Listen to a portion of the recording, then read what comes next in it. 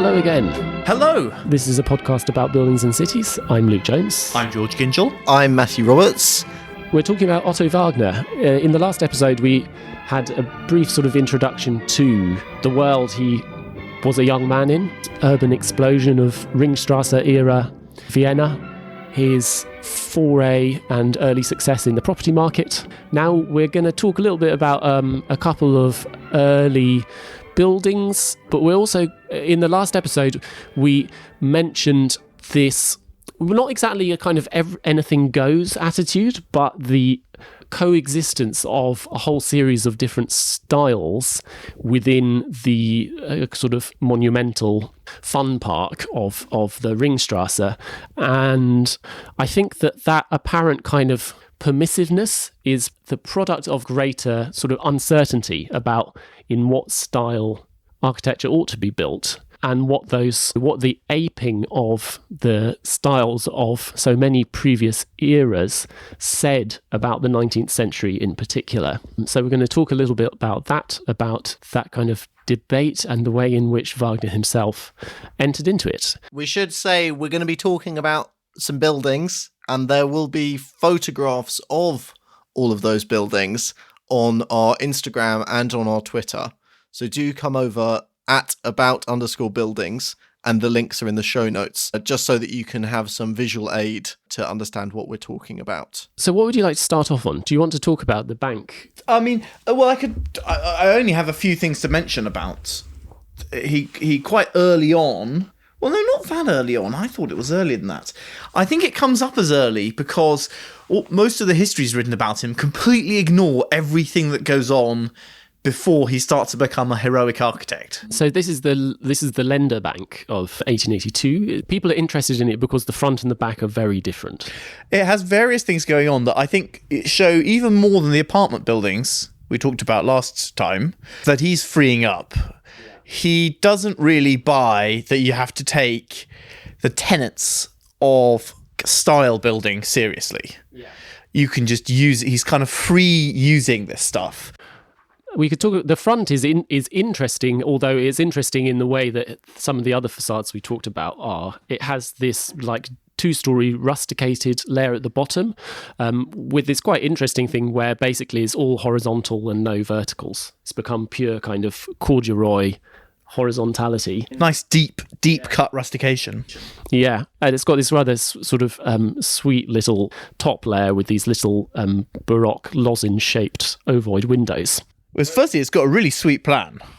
We've got to put that plan up. That's that top one. Yeah, that's very nice. There's this sort of rectangular block, and then that turns onto a kind of trapezoid with circles and arcs in it, and then the back of it's like a horseshoe, which is containing all the offices. It's a great plan. That tendency to channel, I associate very strongly with Nicholas Hawksmoor. It's there very obviously on the front of St Mary Woolnorth, where the kind of columns, the giant order columns that frame the facade, dissolve into stripiness. It's also there in John Soane as well. Outer walls of the Bank of England are rusticated in a very similar way. I mean, I guess if I was to think more about the effect of that, when you're walking along the street, when you're walking along the pavement on the same side of the road as the bank, that firm channeling rustication, that stripy rustication, as you kind of look up, it must really stretch the building in a certain way, because you see this like absolute rapid cascade of carved lines going up all the way up to the second, third story. Yeah, it's a way to have fun with the length of these blocks, I guess. It's the sort of classic front-back, something cool in the middle plan, isn't it? As if it kind of pivots around one corner and it sort of opens up the space for the stairwell. Conceptually, it's a sort of poché plan, I guess. Round the back, the bank does something quite surprising, which is to absolutely strip away all ornamentation and language altogether. And instead, this horseshoe-shaped plan is, you see as these like expressed vertical piers between the windows, which look like so many chimneys or something, like chimney stacks, and then like everything else is slightly pushed back, and then the whole thing's covered in render, and that's it. It's really feeling industrial architecture. Yeah, absolutely. And inside, so the horseshoe itself has got that shaped courtyard, and then there's a ring of offices around the courtyard. So with lots of glazing on the outside, lots of glazing on the inside. The inside is kind of a compromise. It's rendered slightly, there's a little bit of like classical banding and profiling, and then the roof and the internal roof level of the courtyard is all made of like steel trusses, kind of very fine, but like definitely in the language of industrial architecture. And that's even for these bank workers. So there's a sort of front end for the clients, this grand thing with a rotunda and various rooms, and then that's connected to the kind of back offices by a room for tellers. And this, in a way, I think is just following the logic of what architectural style does in this era, which is that it's become kind of instrumentalized. It's got a certain sort of purpose, which means that it doesn't really have any innate standing anymore. It doesn't have any kind of, if you're just using it for certain purposes, then if that purpose doesn't exist, then why would you need it? Why would you have the kind of classical language around the back when that doesn't actually matter? So I think almost his first major public building is the synagogue in Budapest, which was, which year was this built in, Matt? I think this is even just... It was built in 72, but there was a competition to design it that Wagner won, I think, in 68-ish. So it is really early for Wagner. So Budapest had just become the other capital of the dual monarchy, which happened in 67. Yes, sometime around then. There's the Great Hungarian Rebellion, and then it's crushed, and then it's under military government for a long time until they can kind of come up with a compromise, and the compromise is they get to exist as a federal lair within the empire. Yeah, constitutionally it becomes an empire and a kingdom, and the kingdom is Hungary, and the empire is Austria. Which is why, yes, Kaiser und Königlich is the KUK is the prefix applied to everything, which refers to those two identities. But you've actually been to this building, Matt. I have, yeah. I went on holiday to Budapest a few years ago, and it was in quite a sorry state of repair then. I think it's had some work done to it subsequently. I think there's interesting things going on in the building that connect it to both Wagner's development and to broader conversations that are happening within Austria-Hungary and Europe about style and about architecture.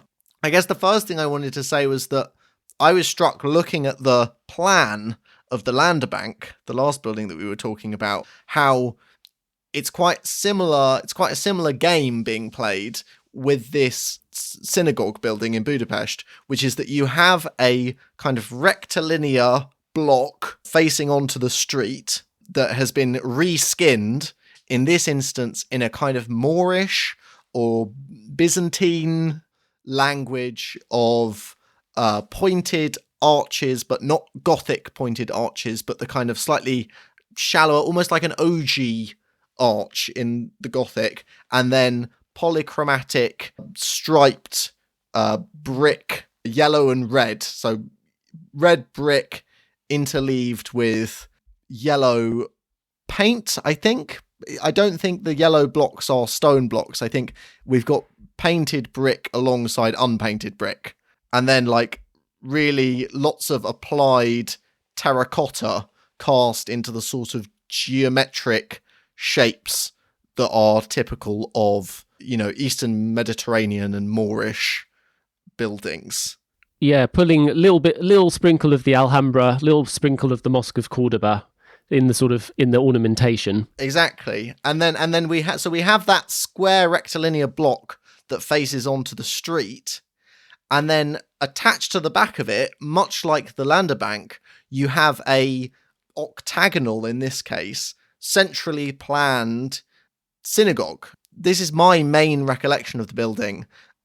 or the way that you enter the building is really interesting. You enter initially through quite a high arcaded loggia, and then you go in through a second set of doors, and the ceiling comes much lower. There's a very evocative section that I'll post on the Instagram and stuff, which I think will give you a sense of this, where the ceiling comes much lower and you're walking in, and that's because the raked seating of the gallery is directly above your head, but you can't see that because it's a low ceiling. And then suddenly you come out from underneath that and you're in this really high, centrally planned octagonal space with clear story lighting. So like a lantern, the roof goes way, way up, and there's windows up very high, bringing lots of light in to this centrally planned space. And then there's galleries all up sitting around. And so you come from the street, you're in this big high loggia, and then the ceiling comes very low and you walk in, and then suddenly it opens up again.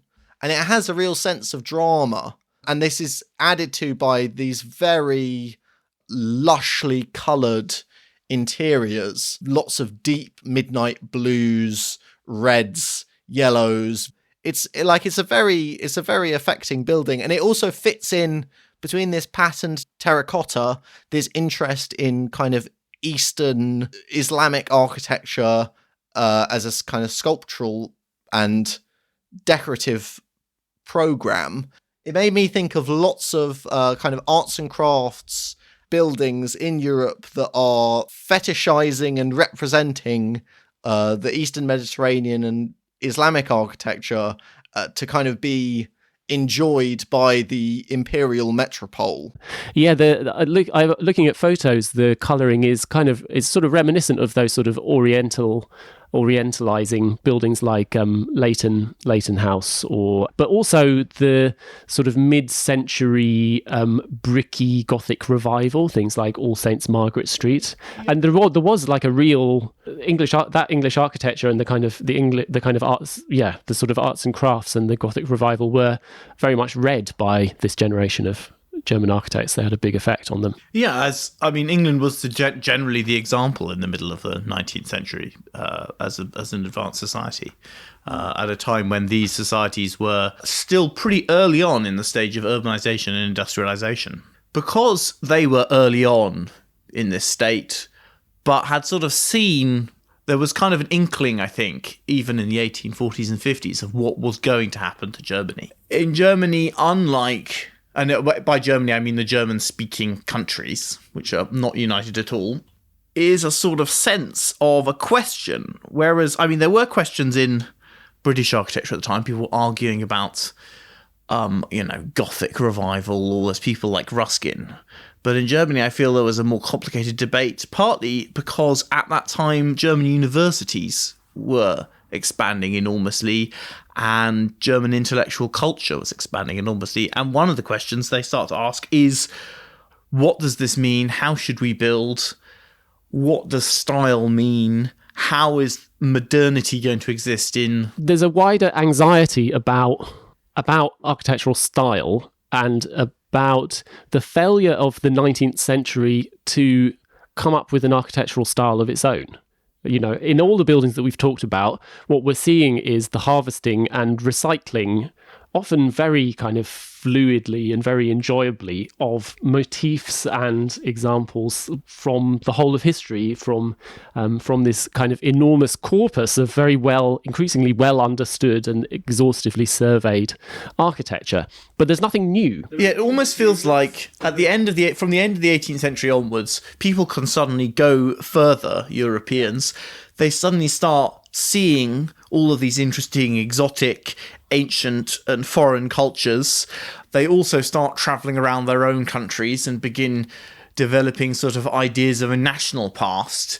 And they kind of get high off this repeated realms of discovery, disentangling the heroic past, and go through waves of reinterpretation of what ancient Greece is like, or of what classical history is like in Italy, or what the Gothic North. At the end of that, they're left with, okay, we've now got all of these different disciplines of different styles of architecture, all of which seem to float remarkably lightly and seem to be kind of And as like we talked about in the last episode with some of the buildings, they're really applying like the language of the heroic North or whatever it happens the to civilizing whatever, the Egyptian prison, to buildings which are increasingly modern, complex plans. Yeah, enormous. Which just do not exist they certainly don't exist in the ancient like Teutonic past, but they don't even really exist in terms of the Baroque either, and it's increasingly dressing. And they also have the benefit increasingly of new ways of building and new materials, which also, we talked about iron, we've increasingly got a lot of glass, we have the ability to mass produce all sorts of elements in a way which wasn't possible in the past, with like your sort of ceramics, your faience, all these kinds of things. It's easy to forget how far very quickly a lot of these things were pushed in small specific cases. I mean, if you look at like Viollet-le-Duc's proposals with iron, he's very quickly going to like strange sort of sci-fi trusses, which then I guess go forward to things like the Bibliothèque Nationale, where you've got incredibly fine expressive ironwork, or quite, by the 1860s, there are a very small number of buildings which are completely clad in glass. So these ideas were around, but... Or there's sort of a realization that skinning a building to be like an Italian palazzo is a bit strange.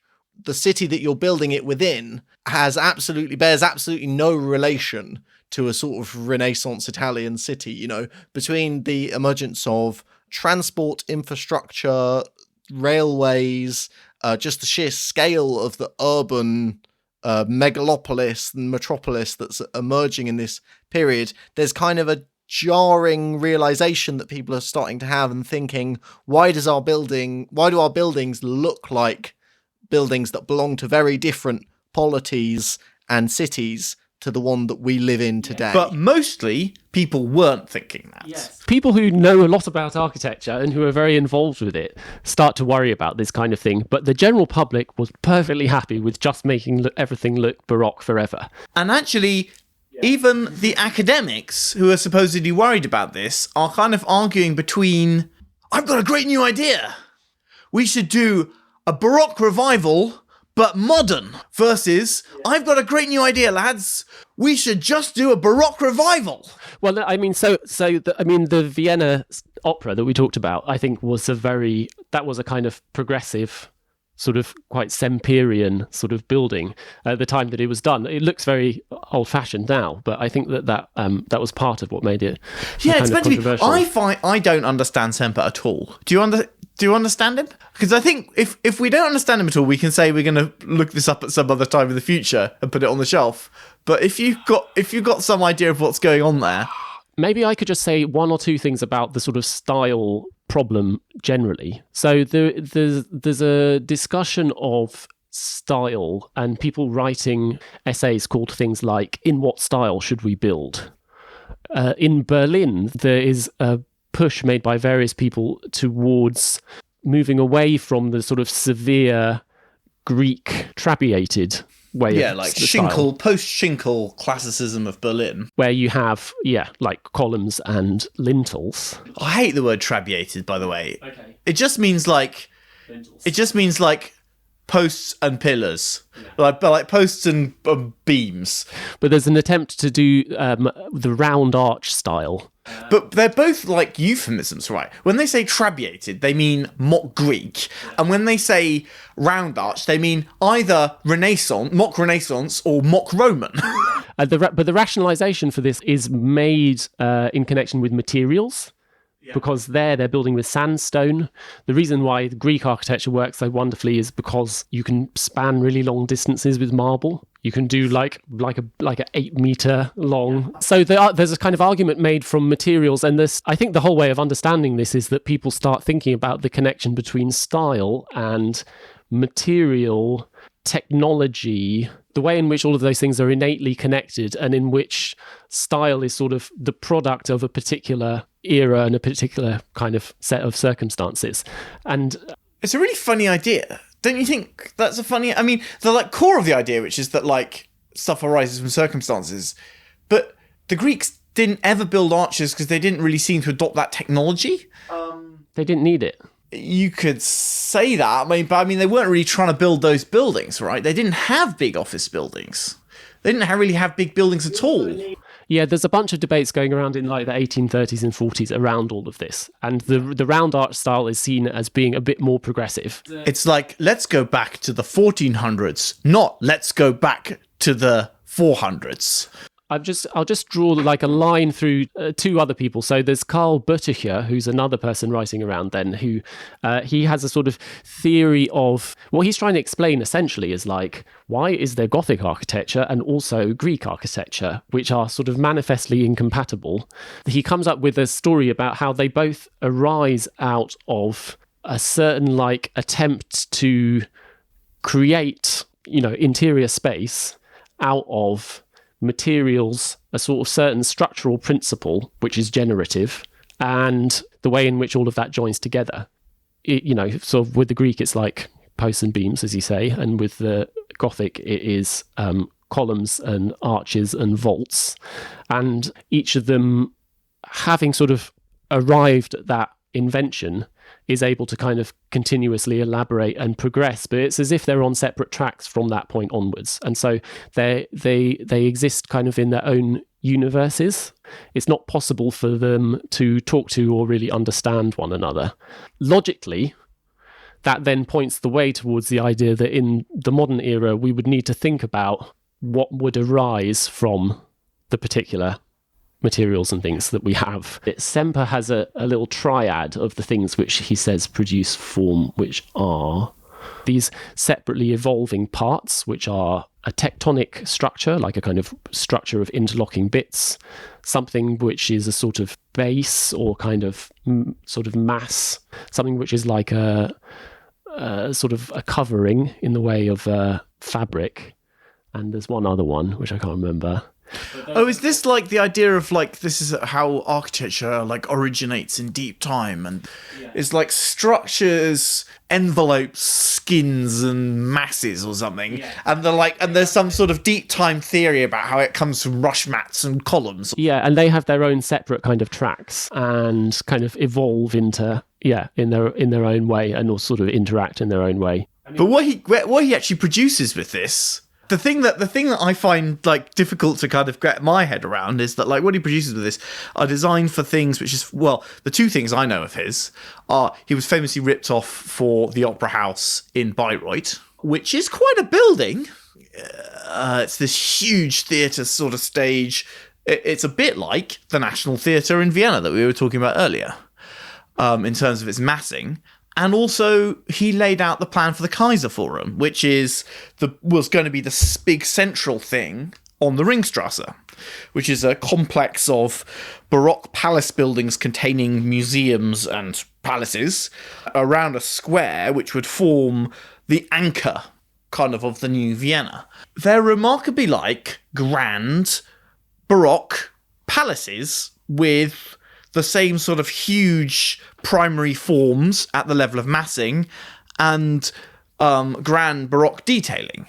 And it feels like there's a great theoretical construction going on, saying we've got to take architecture back to its fundamental principles. We have to be true to our age, our zeitgeist, and understand the sort of incompatibilities of certain ideas of style, and produce sort of Baroque architecture.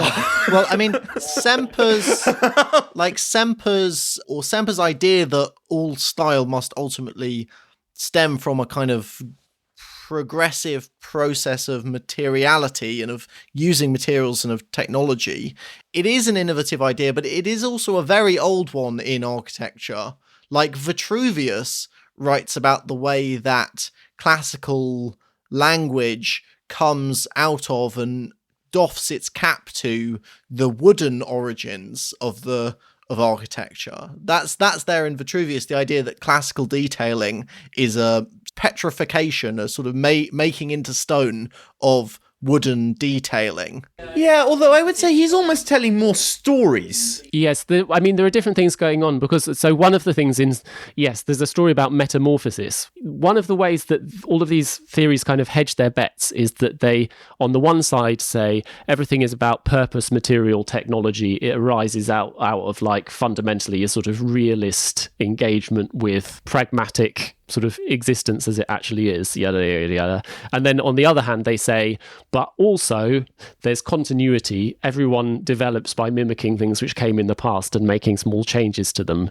And that continuity, as you say, can also be seen through the metamorphosis of a wooden thing into a stone thing, as Vitruvius talked about, or like the way in which ornament, which is sort of, what's the word for this? I can't remember. There's a skeuomorph, as the idea of a skeuomorph actually comes from these theories of where it's a mark of use, but in a different context, and then which becomes purely like ornamental when it's transferred over. And I can't remember the examples of where you have things which sort of start off as like practical clay vessels and end up being sort of turned into these kind of curiously like ritualized forms of ornamentation. In all of this like style conversation, the big idea seems to be all of these things necessarily evolve out of a confrontation with the kind of external reality and conditions of possibility of building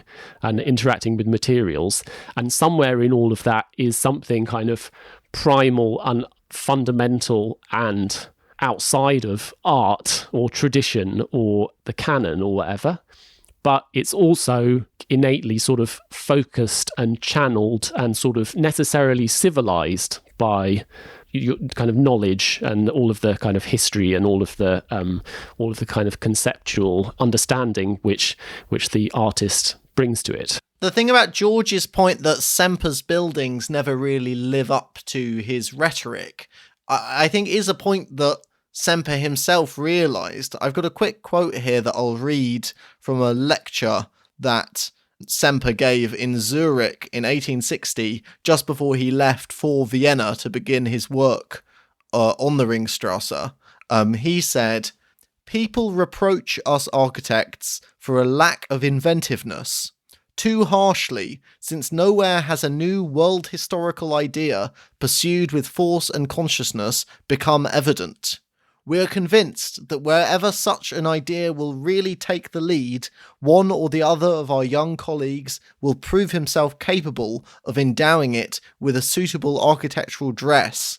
Until that time comes, however, we must reconcile ourselves to make do as best we can with the old." Which sounds like remarkable foresight, because it would happen. Yeah. But all these people are kind of like it feels with hindsight like they're really trying to wrap their heads around the idea of what the future's going to be like, and that it's not going to be historicist or Baroque. And they're so close intellectually to what it's going to mean, but they are completely stymied by this inherited culture that they just cannot move beyond. Like they're right walking up to the idea that, I mean, even my objection to the word trabeated. I object to the word trabeated because it's a way of sort of eliding two things. It literally means beams and posts, but it doesn't mean beams and posts. They're not talking about the problem of beam and post architecture. They don't mean like we shouldn't build concrete slab blocks, we shouldn't build strange pergolas, we shouldn't build Chicago skyscrapers with exposed steelwork or whatever, all of which would be trabeated. They mean we shouldn't build Greek, because their thinking is completely in these tunnels.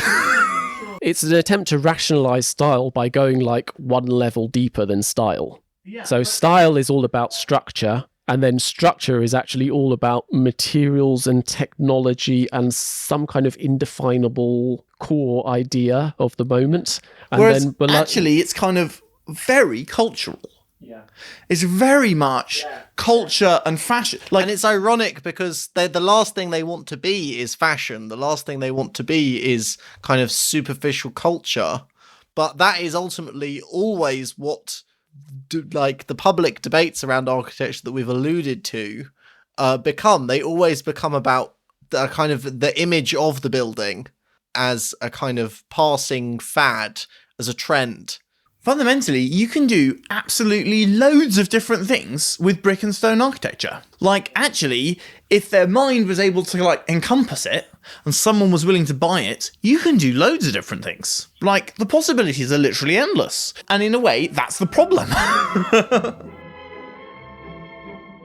We interrupt the programme at this point to bring you a quick word from our sponsor, Blue Crow Media. Blue Crow Media are publishers of architectural city maps. We've talked about them on the podcast before, but they've got a whole new range of maps forthcoming. A Hawksmoor one. Very much up our in our wheelhouse. I think they haven't drawn the pentagrams and things on already. You'll have to provide those yourself. I haven't had sight of this one yet because I know it's a new release. Yeah, so I'm not clear how much the occult signification has been integrated. Also in the pipeline, I know are Venice, Prague and various others, so a bit of Austro-Hungarian synergy.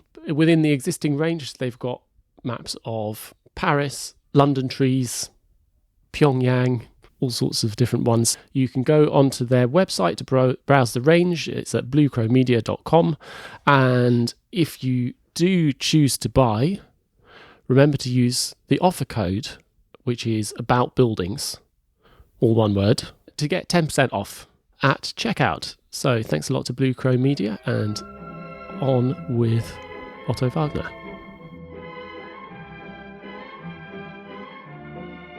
Anyway, I think that sort of sets up the basic bedrock for what we're going to talk about next. So we're going to kind of skip on a little tiny bit in time. Suffice to say, in other episodes, we will cover Otto Wagner having a fantastic career, and he becomes appointed the head of the architecture school, or one of the twin heads, I'm not entirely sure. Yeah. And he writes a great theoretical work for his students, training up the next generation of architects that are going to build the Vienna megacity and the bright world of tomorrow, many of whom will actually go on to become fairly substantial architects. Yeah. And he writes them a book, a primer.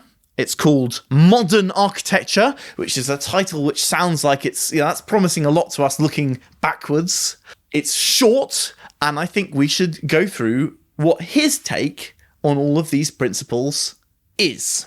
Yeah, so the book has, is it 5 parts? They are the architect, style, composition, construction, the practice of art, and then there's a brief conclusion. Yeah. Do you want me to go through it? I've got notes on each section. Yeah, why don't you lead us through it, and we can add if we've got anything else. Okay, I'm going to go through this at a trot as a bit of a travesty. In the section The Architect, he basically says, young students, you are joining a tremendous and exclusive club, and you've got to live up to a lot.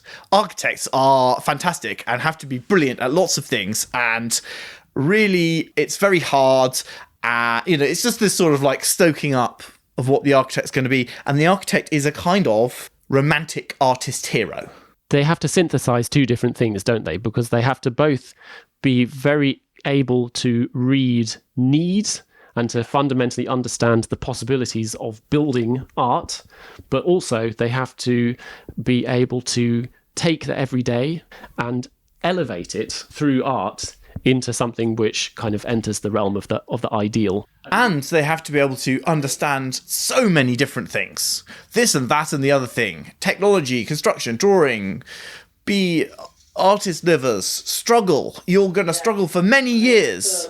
They have to master the tools necessary to communicate this process to the public as well. It's certainly in that opening section, he's very much stressing that architects should be drawing better perspectives of their proposed buildings so that the public can really get excited about what's coming. They should be using less jargon so that they can explain to people outside of the profession what they're trying to do with their buildings.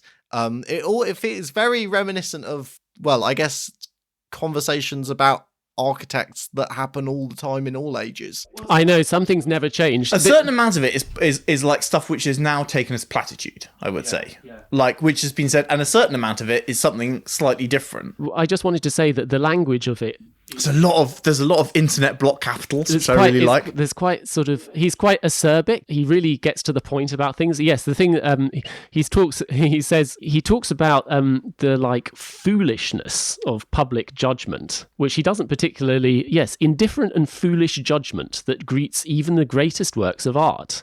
I guess when I was talking about like the architect is going to be this sort of hero class, that's kind of what he means. Like he's a bit like, you're going to have to be really tough, but also you're going to just have to cope with everyone like being an idiot, and you just got to have to make it work. And he's unashamedly elitist as well. He thinks that the big part of the problem is that too many commissions are decided by people who don't have proper training in art, and that the selection process should also be dominated. And there by are too many bad architects. Too many people have been allowed to do buildings, though we're not strict enough at preventing bad people from doing buildings.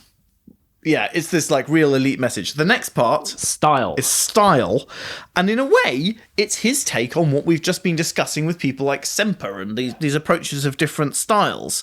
And I would say the core, he talks many different things in the section, but the core is the idea that like just dressing something up in the idea of a historicist style isn't good enough. Yeah. We are in a different time.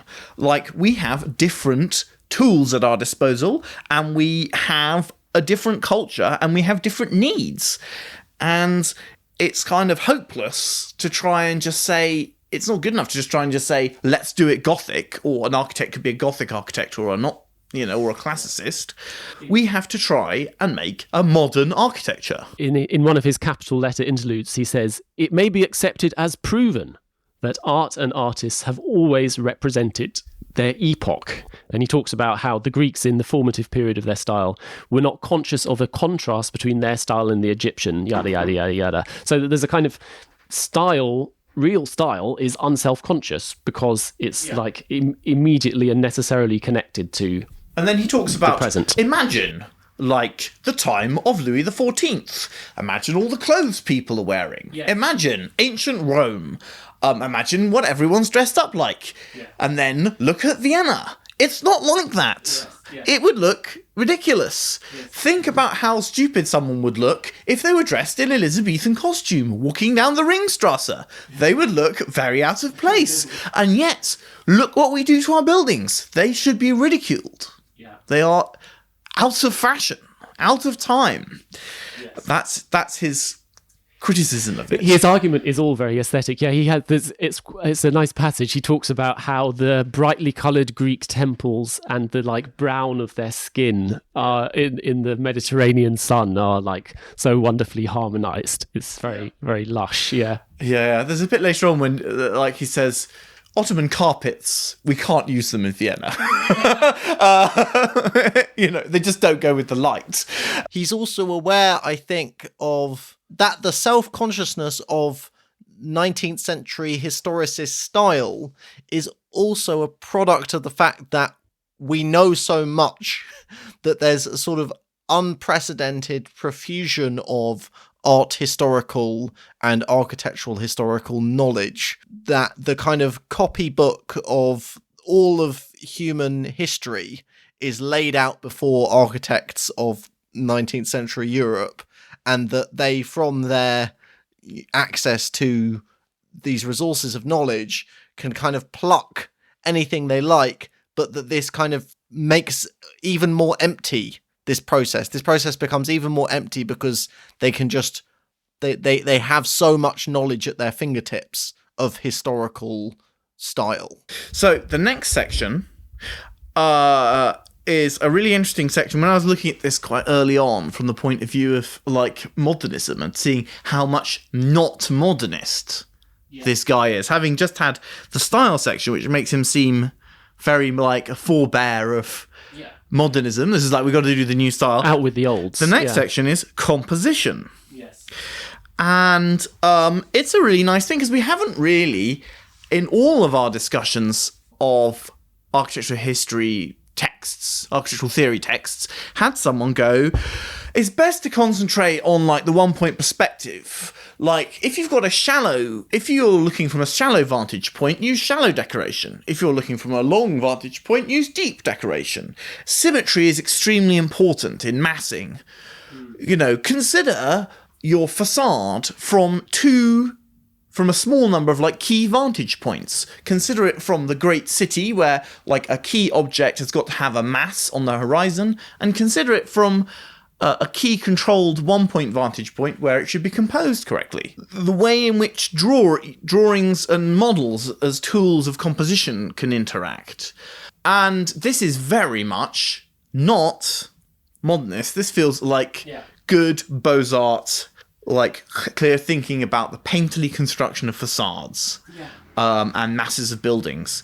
He also says there's no point, like, if you're not good at it, this isn't going to be very helpful. Yes. There's nothing rational about this. You need to have a sensibility, and you need to have an innate, he talks about, you need an innate predisposition, and then you need about 20 years of the right sort of training, which goes through various stages. And without both of those things, you just can't do it. Yeah. But here are some sort of basic techniques. Buildings should be symmetrical. You know, we were discussing those lovely plans earlier, which are a kind of construction to make a weirdly shaped site into a succession of not platonic, but like orthogonal forms that are like clearly recognizable. He likes in composition readable forms. He wants the mass to be readable. He wants the building to kind of like, you should know where you are. The building should help situate you and locate you. It's nice stuff. You also need self-confidence. You've got to believe in yourself, which is very anime kind of. But I think it's true. I mean, I disagree with symmetry. I think you can have it one way or the other. But like a lot of this stuff, the idea that like a form should be readable, it should be clear. You shouldn't be mealy-mouthed in your attempt to like in a composition. It should be substantial, real, confident. If you're not confident in it, it won't come out confident. I think that's all quite right.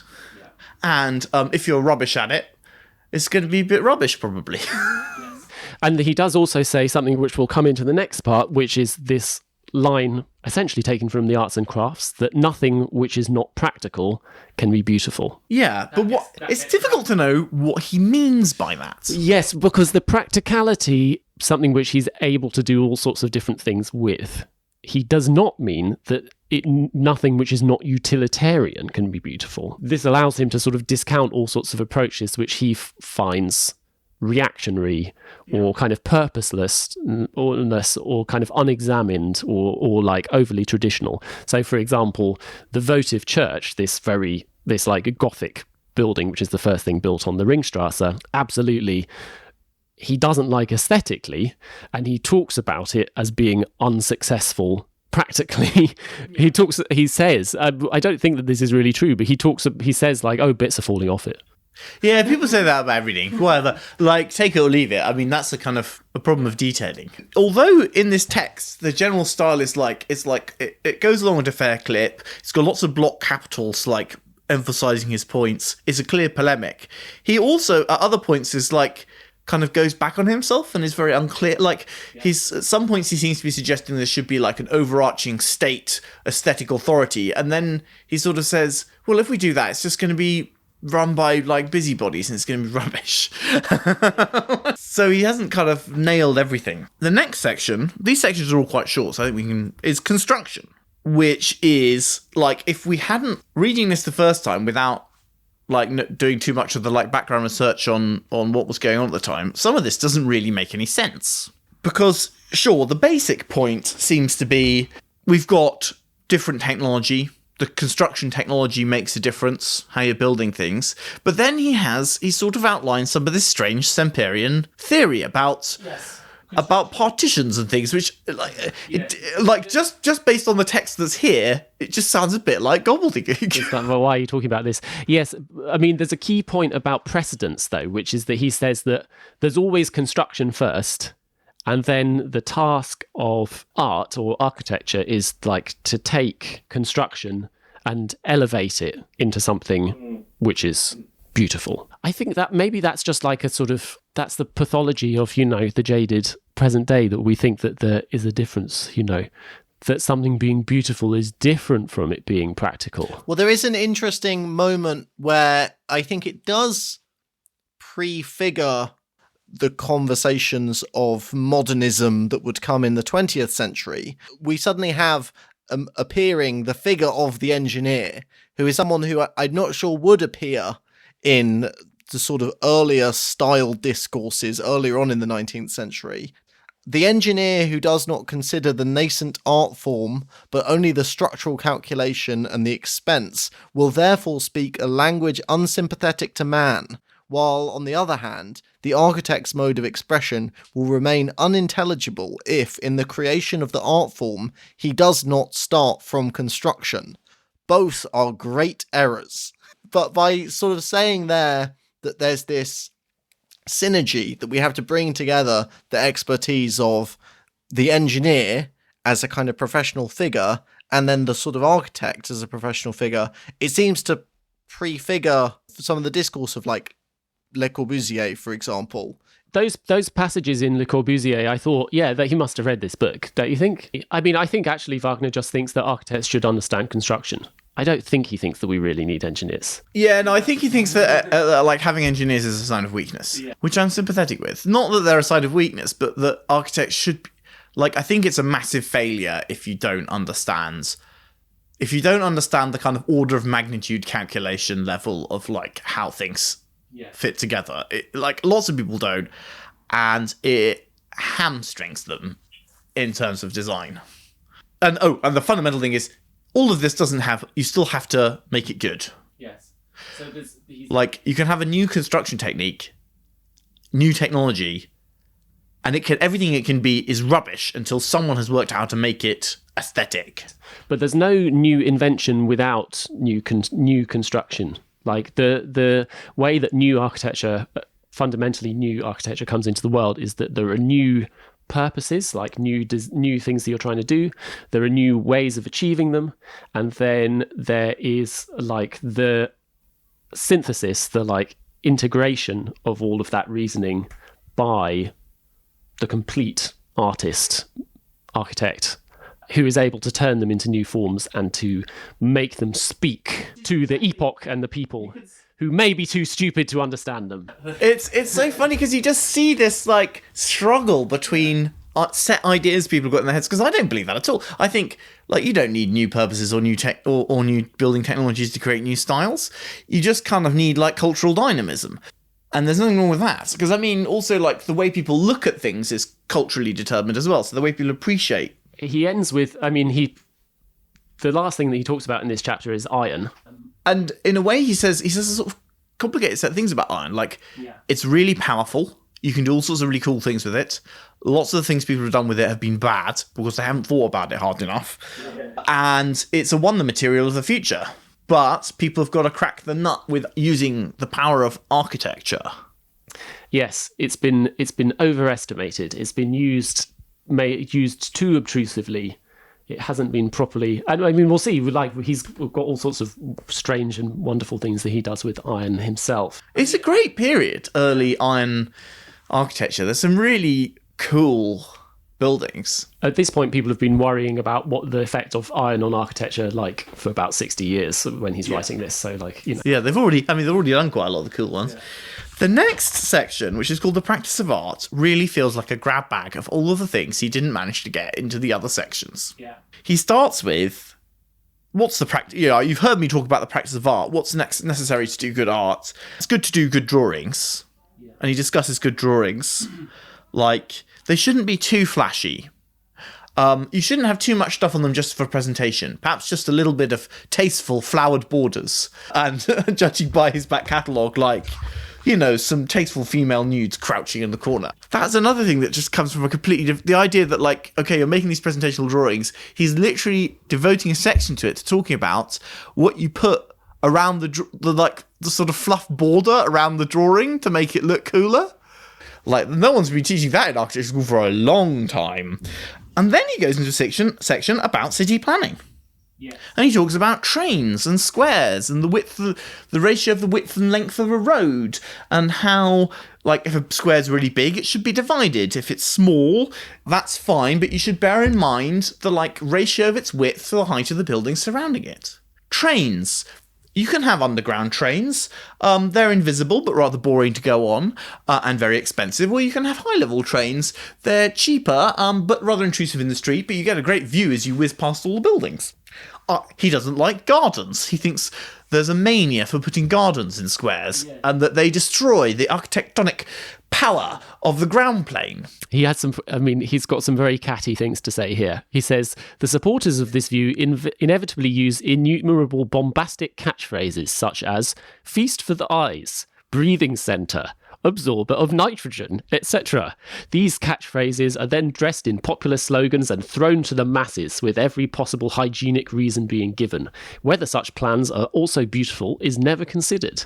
He then says, in Vienna, one of the largest squares, the Rathausplatz, 80,000 square meters, has been successfully robbed of any artistic effect by an absurd garden and defiled by a monstrous pathway that scorns every practical need. Yeah, it's good. It's a good strident. It's a good strident, like nutty architecture stuff. Is kind of creeping into this section. I was a little bemused by some of this stuff. Like, why?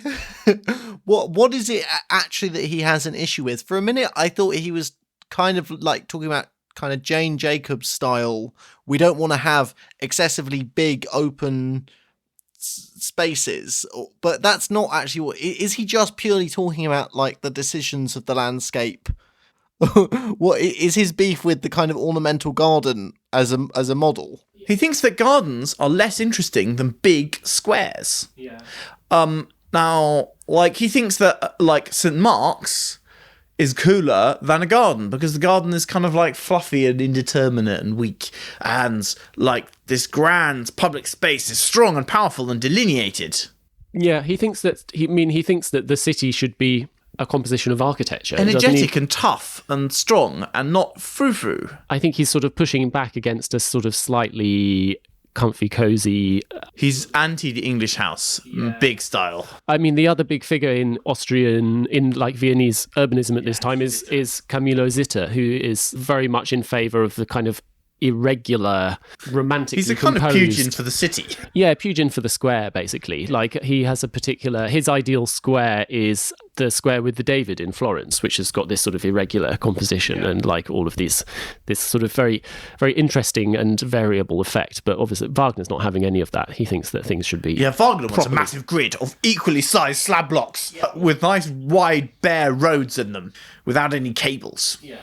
Beyond the Ringstrasse period, Wagner is very engaged actively in the continuing plans for the urban design of Vienna, and he has all sorts of schemes which we'll come to. And he does a whole book on it, of which this is kind of the first, not draft, but inkling of his approach to urban planning.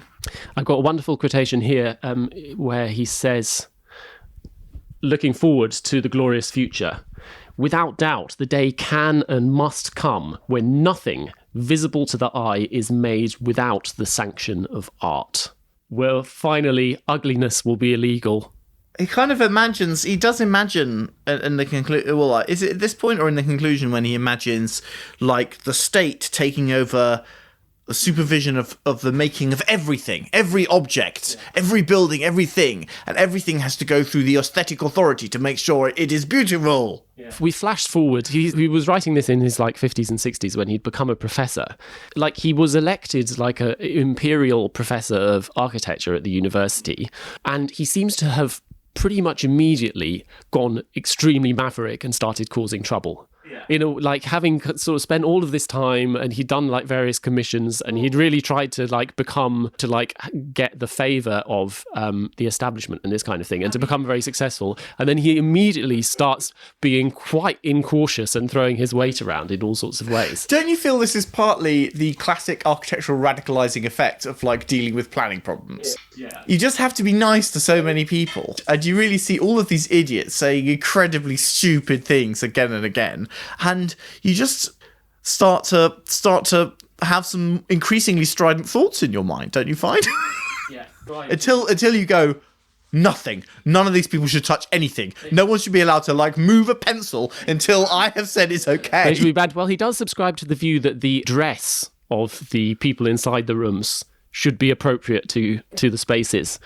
The appearance and occupation of the inhabitant should harmonise with the appearance of the room. It is simply an artistic absurdity that men in evening attire, in lawn tennis or bicycling outfits, in uniform or checkered breeches, should spend their life in interiors executed in the styles of past centuries. I mean, I think what he's saying there is more reasonable than kind of what you might be about to accuse him of saying. Yeah. No, he's not quite gone to the... Some architects of this period are like, well, you're in the bedroom, so you've got to wear your lime green dressing gown, sir. But, like... I mean, this is another fixation that's going to be hanging around 30 years later, right? With the wonder material of the future, jersey. Oh, like Lose's book, yeah.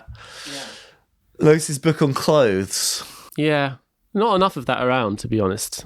But they in all different. I mean, they all mean different things, though. One of which is you've got to be appropriate at the time. The aesthetic people really are like, no. That mauve jacket simply will not do in the green room. And Los is like, we're going to wear jersey because then we can become like Nietzschean Superman with like our rugged pecs from all our exercise. So, where do you think this book leaves us? It's called Modern Architecture. It's calling for a new style. It says it's like vitally important that people like build appropriate for the 19th century or the coming 20th century. But it's a really curious product of its time and a really curious product of a very particular person. I don't know what to make of it because it doesn't seem...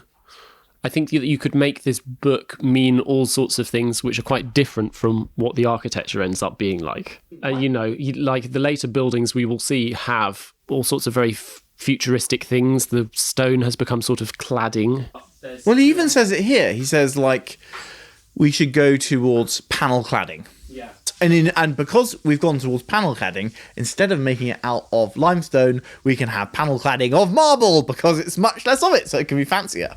And there'll still be like statues with wreaths on the, on the heroic order. But at the same time, I know the fashion is now to go, he's not modernist. And I know his heart and his intellect wasn't going in that direction. But he is. He is obviously an important progenitor of modernism.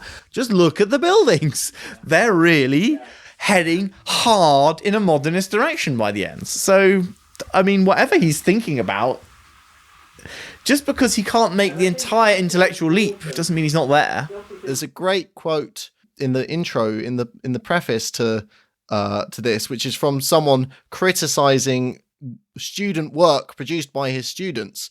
They said, "What brutal license side by side with fully conscious degeneration. What disgraceful concessions to an annoying originality and dilettantism. In this wild torrent, here and there was a flash of real talent, but no helmsman to steer, no master to take control. This tidal wave gushing forth into the complete untold, unknown, untamed." The buildings must, and the design and the work must have been doing something radical, because otherwise why would people be writing about it like that? Oh, just because the general public are just very ignorant, aren't they? Looking at these cities as well, I have another comment, which is that the buildings that in the tourist brochures of many cities in Europe are seen as utterly symbolic of the Ancien Regime, the Budapest Parliament, these Vienna palaces, the front of Buckingham Palace. So many of them are finished basically in the 20s. Yeah. They are post this. None of them existed like in any real built form until like 1870. They've kind of successfully retconned themselves into the kind of mental image of the city. There is something incredibly powerful about this period of historicist architecture. But the chocolate box quality of the Ringstrasse means that, in a way, what it's like is like you go around and you see these buildings and you think, oh, these are funny stylist buildings. And then you look at the Baroque ones, which are another, and they think, oh, naturally part of the Baroque inheritance of the city. Despite the fact they're being possibly some of the older ones. I mean, newer ones. So it's weird how it's all shaken out. Well, I think we should probably draw to a close there. We're going to, next week or next time, we're going to be doing a whole load of buildings. Yeah. And we're going to tackle the period that he is most famous for, which is the Vienna Art Nouveau, the Secession. Yes. And the work around that. And also his, and then in the one after that, we'll be talking about his kind of probably most significant or largest architectural legacy, which is the infrastructure of the city of Vienna itself, the rail, the canal, all this kind of stuff. So, which is all great fun. There's bonus material, if this isn't enough for you, on our Patreon, which is at patreon.com/about_buildings. And as we mentioned at the start, images of everything that we talk about will be appearing on our social media, Instagram, Twitter, at about_buildings. And if you enjoy the show, do give us a review on your podcast app, because it helps other people to find us. Good. Right. Well, thanks a lot for listening, and speak to you again. Very soon. Very soon.